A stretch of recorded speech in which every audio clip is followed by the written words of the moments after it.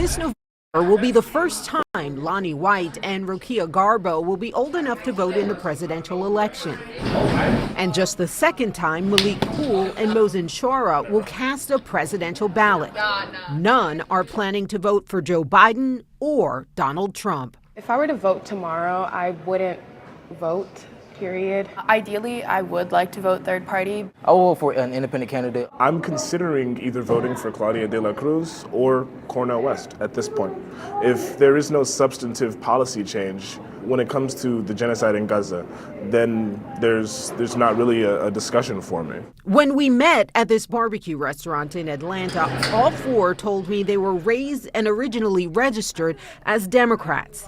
But this year, the president's handling of the Israel-Gaza war has turned them away. I think what Biden has done in aiding and abetting in a genocide is just something I cannot stand for. You're willing to withhold your vote in the presidential election unless there is a ceasefire. Yes. And it's implemented. Yes. Not voting could mean Donald Trump gets into office. Do you think he'll be better on Gaza? Trump would probably say flatten Gaza and make it into a golf course. I have absolutely no faith in him. Would you not say that also the people who are not voting for one of the two people who are the likely people to really be in this race have a role to play in kind of giving the race to Donald Trump in a state like Georgia where it's going to be like razor thin? Yeah, no, I'll do you one better, actually. I think that just means that's why the Democrats should listen. Exactly. Radical and more tapped in than their peers is how the group describes themselves. Rokia even helping to organize this demonstration in Atlanta last October, calling for peace and aid for the Palestinian people. While they don't speak for the majority of black voters, their dissent poses a real concern for Democrats in battleground states like Georgia, where Biden won by fewer than 12,000 votes. Black voters under age 30 made up only about 6% of voters in Georgia in 2020. That group voted for Joe Biden by more than 50 points. We are holding their election in the palm of our hands, and they're not listening. We're tired of just hearing him say these things, these empty promises. We have no trust in Joe Biden. The Republican Party isn't earning their vote either. Both sides are just equal, all. Nothing is being done for us. If enough people vote third party, we can win. That's my thoughts.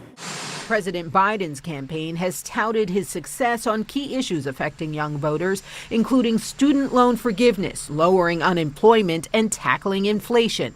Still, though, I don't feel it. People may be employed, but can they survive off of it?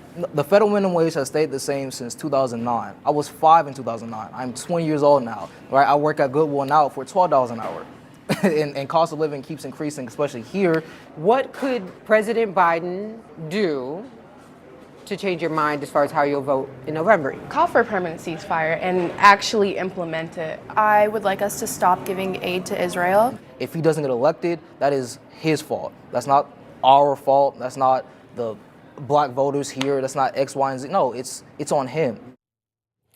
Well, MAGA Inc., the super PAC supporting Trump, has spent more than $500,000 for ads on black radio, hoping to woo those unhappy Biden voters. And, you know, Aaron, we asked the Biden campaign about this dissent that we're seeing among some of these young black voters, and they framed it as a race between a president that actually cares about making life better for Americans, even if they haven't felt the full impact just yet, and another candidate who they say, and I'm quoting, cares only about his rich friends and himself. All that said, Aaron, they realize this dissent is there and they are working. They say it is their priority to turn it around.